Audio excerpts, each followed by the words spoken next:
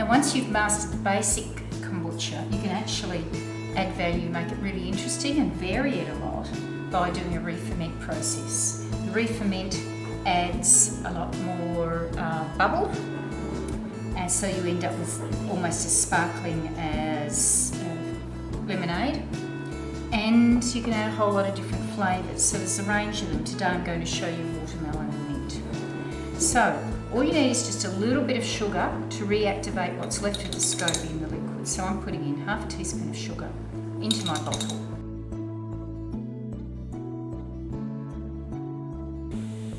So you've got your half teaspoon of sugar in a sterilised bottle, and then the fun begins. You add your fruit. No particular quantity, just experiment with what you like. I find it pays to be generous. You want more than just a spoonful. So this is all chopped watermelon.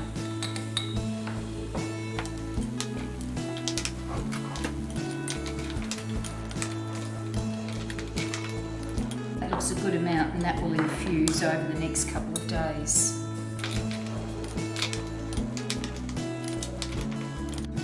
And then the mint that I've chopped up, we'll add the mint into the bottle as well.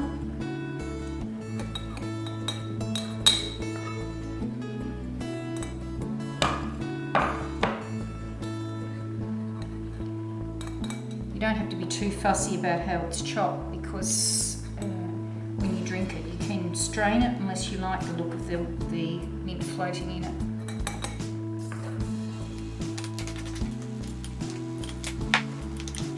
All you have to do is fill the bottle with your pre-fermented kombucha. And this is already ready for drinking, so then the amount of time that you leave this is totally up to you.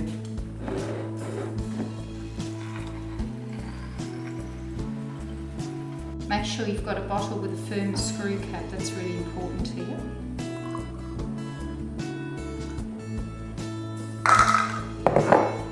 Screw the lid on.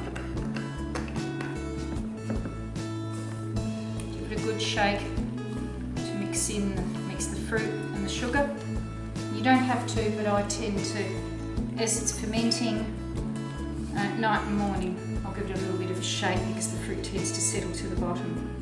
Now you might only need 2 days, you might need a week, just depending on how bubbly. Main problem is that the pressure really builds up with this, so you've got to be very wary. When you unscrew the cap after 2 days, it's quite possible that you'll have almost a small volcano, like when you've really shaken up a bottle of champagne. So you've got to open it really cautiously and slowly. So it's simply a matter of taste, how much flavour you like in it, and how much sparkle you like in it, how long you leave it from this point. Now here we have the kombucha, which has been re-fermented. This one's been going for about 3 or 4 days. You can do it anytime from about 2 days to a week. The longer it goes, the more flavour develops and the fizzier it gets. I'm going to put it on the dish, but I've got to move it very, very carefully, because we're going to find as soon as we take the lid off, we're going to have an explosion of fizziness.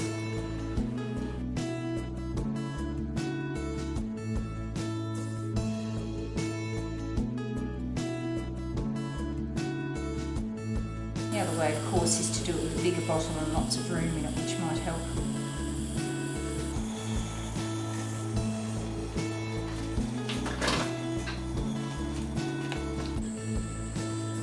Once it's settled, I'm going to actually strain it into the glass. You can pour it in if you want with some of the fruit, which adds some interest, but then of course you've got to fish the fruit out a little bit when you drink it.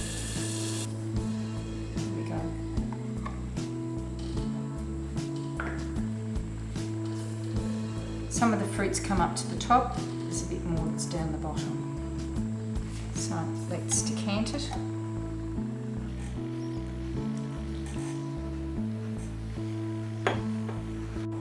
It's lovely over ice on a hot day.